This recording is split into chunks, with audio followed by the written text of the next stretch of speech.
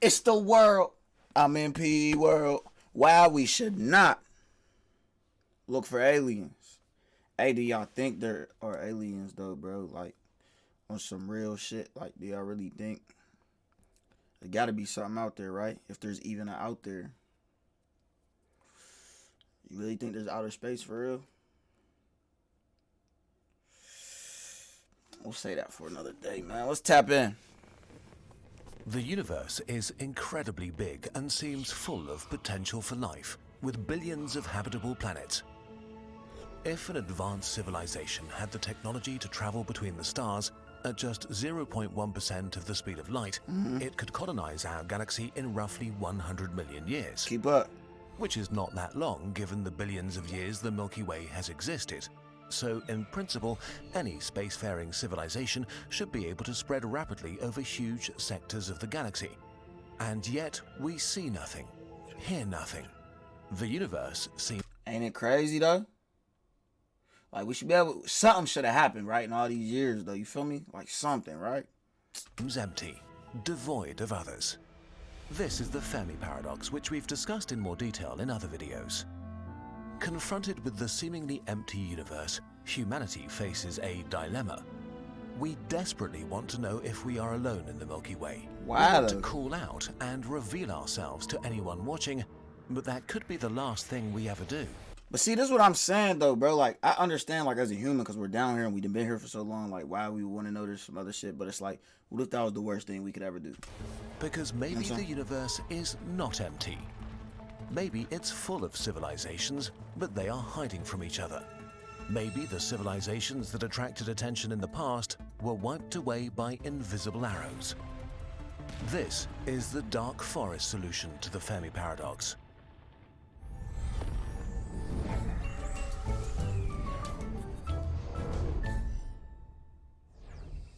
The way of life. The way of life. The hunter awakes in his hiding place and carefully listens for suspicious noises from the thick undergrowth before he gets up. Shout out this channel. Has passed without incident. The forest is dark and full of fog. He considers calling out to others to end his loneliness, but stops himself at the last moment. What if they are like him? All living things seek to survive, secure resources, and multiply. Their greatest obstacle are other living things that share the same objective. Competition between species favored the survival of beings with advantageous traits. Damn.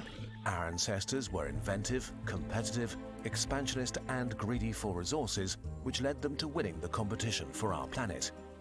Today, most other animals are so utterly at our mercy that we wipe out about a dozen species a day, just as an unintentional byproduct of how we like to run things. But humans are more than individuals. From us, cultures emerge that also hey, we got that consciousness, bruh. You feel what I'm saying? Compete with each other. Competitive and expansionary cultures spread faster and further and merge with, subdue, or destroy others. If we look at our history, it becomes clear we are dangerous. Not just to others, but also to ourselves. Our human nature has driven us to take over every corner of our planet, and soon we will look to the stars, both to expand our domain and ensure access to ever more resources. And then we might stumble upon others trying to do the same thing. It's likely that the competition of life also takes place on faraway planets, so it's logical to assume that an alien civilization that came to dominate their planet would be in some regards similar to us. They got dreadlocks. But if they're similar to us, they too may be dangerous. Of course. Of course. The implication. Of course. As the hunter sneaks through the dark forest all alone, he knows that there might be others like him. He can't know their intentions, if they are aggressive or not. The hunter knows he would kill to ensure his own survival, so he has to assume that they would too. You gotta assume that. And it might be that if he stumbles upon another hunter, the one that shoots first survives. None of this means that conflict is unavoidable. So far, the progress of the modern world seems to have made us more peaceful, not more violent. Maybe this is true for other civilizations too, that eventually progress means less conflict, not more. Different alien civilizations also should vary from the mild and peaceful to the malevolent and militaristic.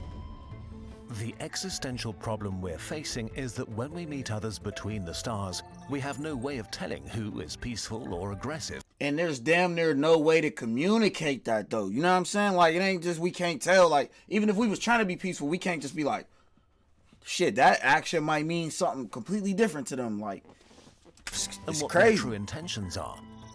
Similarly, they might not understand or trust our intentions, even if we tell them that we are peaceful. Feel me? On top of that, if we did discover another civilization and they discovered us, the light years between us would mean years of communication delay.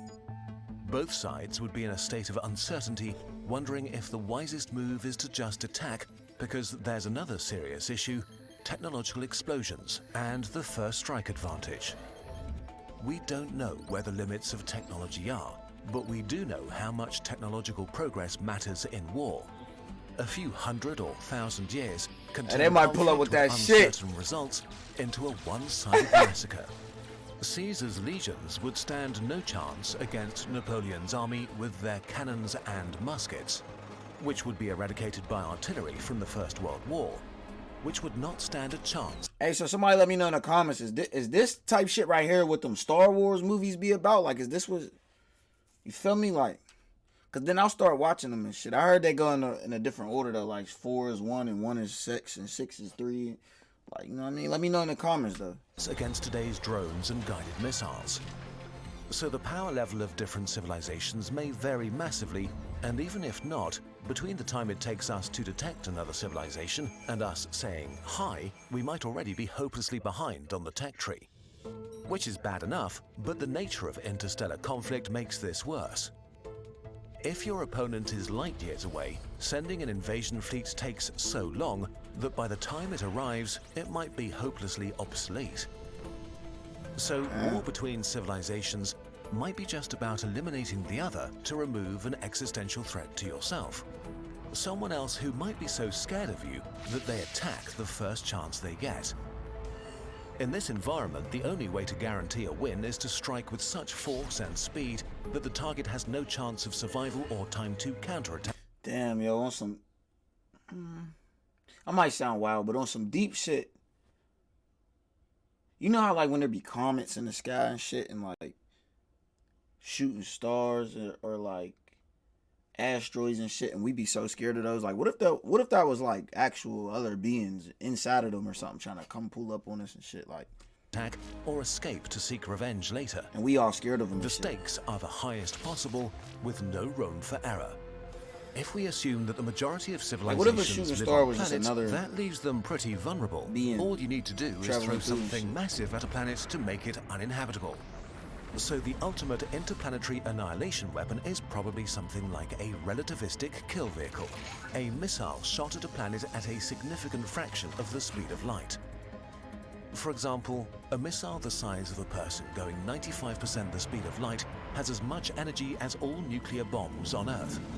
If you shot a few dozen at the civilization you wanted to wipe out, success would be fairly certain. Even a single hit would suffice. This is not that absurd of an idea.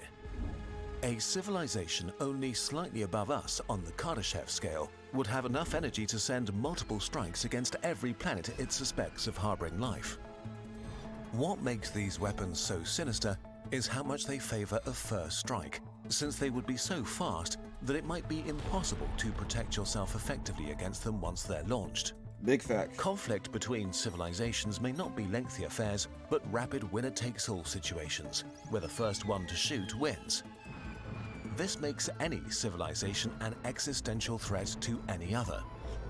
And if every civilization is an existential threat to every other, there may be only two kinds of civilizations out there: quiet ones and dead ones. So, what should we do? Should we worry? It's unlikely that anybody has noticed humanity yet.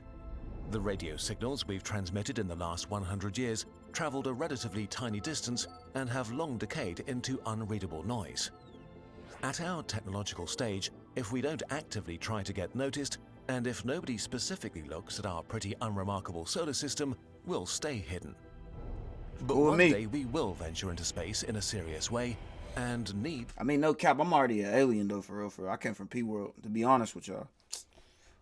to consider these kinds of questions again. We don't know if there are others or if we are going through the forest alone. But we have no way of knowing for sure. For the time being, it seems the best we can do is to carefully listen. And even if we see others step into a clearing and make themselves known, we should not reply right away, but carefully watch them from the undergrowth.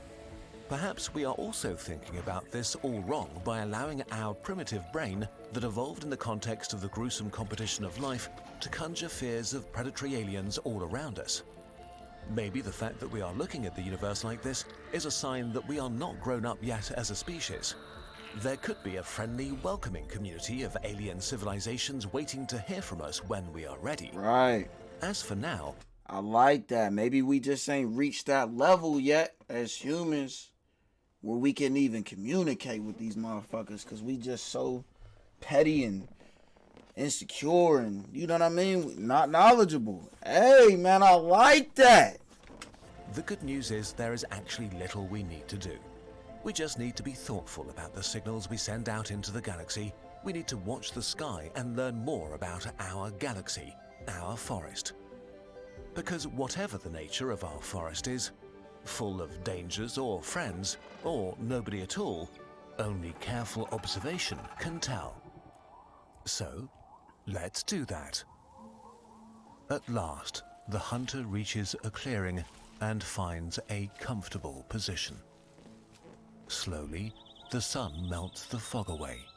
Lost in thought, he admires the vegetation until suddenly, he is eye to eye with another hunter, frozen in terror, just like himself. His mind is racing, considering all the different options. The hunter takes a deep breath and makes a decision. Maybe the only way out of the dark forest is to step into the clearing together. Wow. Wow. And with this hopeful picture, we say goodbye to the year 12,021 of the human era. It was a wild year to say the least, still much more fun than 12,020. Kurzgesagt had its most successful month ever and published a book. We tried a lot of new techniques and really got into Blender and Cinema 4D, hiding more. Hey, salute, man. Beautiful video. My thing is, why we so worried about what's in space, but we ain't looking what's below us? I don't see why we just don't explore the ocean. So much of the ocean's unexplored. We looking so far into outer space and sending radio signals and signals out that go out to 100 light years away with no response and no answers and no nothing coming back. But we won't go look into the sea, bruh. Maybe we'll get the same results. Till next time, it's the world.